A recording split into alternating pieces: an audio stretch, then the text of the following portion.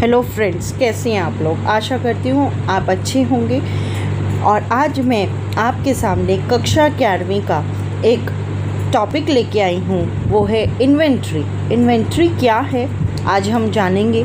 Inventory का क्या purpose है, किस तरह से यूज़ किया जाता है, आज मैं आपको बताने की कोशिश करूँगी।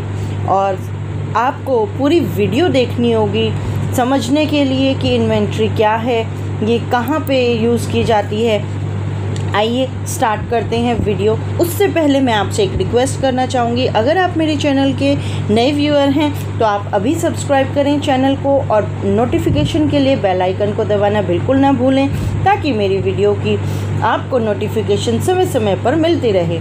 चलिए स्टार्ट करते हैं। Inventory is the term used to classify the assets that a company has purchased to sell to its customer that remains unsold. As these items are sold to customer, the inventory account will lower.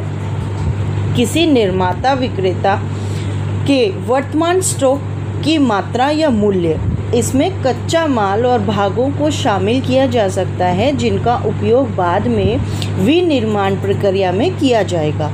Inventory का प्रबंधन व्यवसाय के सुचारू रूप से चलाने के लिए महत्वपूर्ण है और इन्वेंट्री प्रबंधन के विज्ञान को ये सुनिश्चित करने की आवश्यकता है कि आपका आपूर्ति नेटवर्क बिना हिचक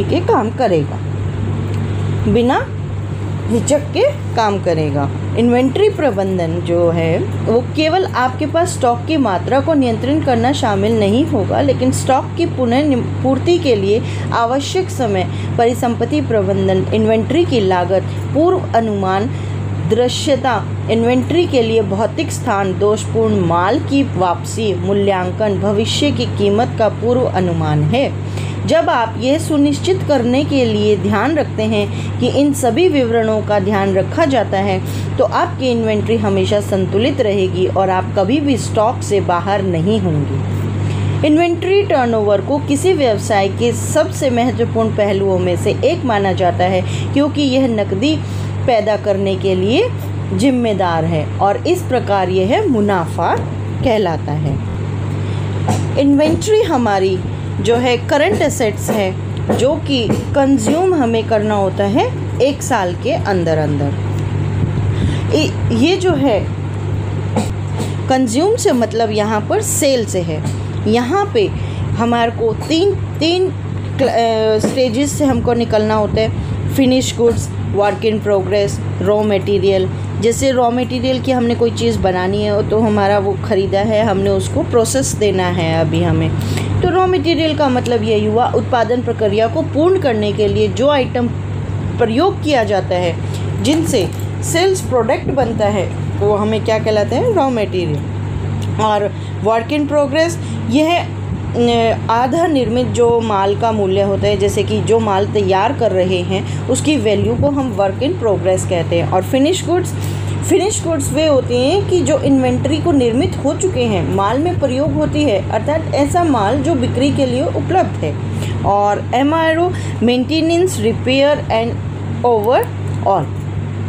ओवरऑल मीन्स कि जैसे कि हमें इसकी मेंटेनेंस भी करनी है, अगर टूट फूट हमारे पास हो गया है उसे हमें रिपेयर भी करना है। ये सब चीज़ें जो हैं हमारी टाइप्स ऑफ इन्वेंट्री के अंदर आती है। इन्वेंट्री का मतलब आपको समझ में आ गया होगा कि इसका मतलब है कच्चे माल, बिक्री के लिए उपलब्ध आइटम और बिक्री के लिए तैयार हो रहे माल को तीनों में से है, ठीक है। या फिर हम दूसरे शब्दों में कहें कि इन्वेंट्री से आशय किसी भी कंपनी द्वारा इन्वर्ट किया गया जो अमाउंट उसके द्वारा कच्चे माल या आधे बने माल और तैयार माल पर खर्च किया जाता है। किसी भी कंपनी की बैलेंस शीट में इन्वेंट्री को संपत्ति के रूप में माना जाता है, क्योंकि वह बिक्री के बाद कैश में बदल जाता है। तो आइए स्टार्ट करते हैं। How do you record inventory in accounting. हम इसका रिकॉर्डिंग किस तरह से करेंगे, इसके स्टेप्स को जानते हैं। Establish a sales operating account. सबसे पहले हम सेल्स ऑपरेटिंग अकाउंट जो है हम इस्टेब्लिश करेंगे कि हमारी इसको जानेंगे सेल्स अकाउंट को।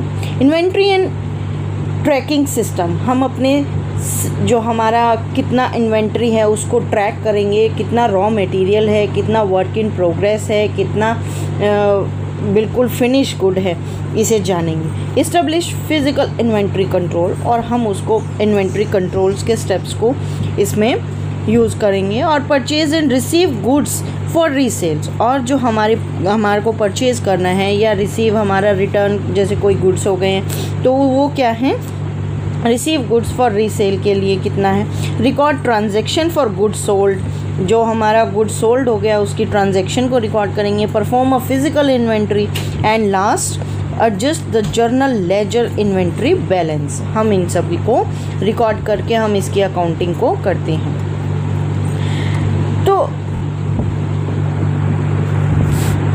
तो आपको व्यवसायों का पता चलता है कि लंबी अवधि के लिए बड़ी मात्रा में इन्वेंट्री धारण करना अच्छा व्यवसाय अभ्यास नहीं है।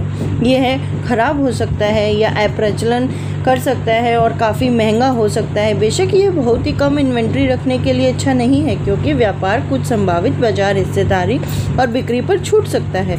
एक संतुलन बनाना महत्वपूर्ण है और इनसे विनिर्माण संगठनों के भीतर इन्वेंट्री प्रबंधन की भूमिका निभाई जाती है।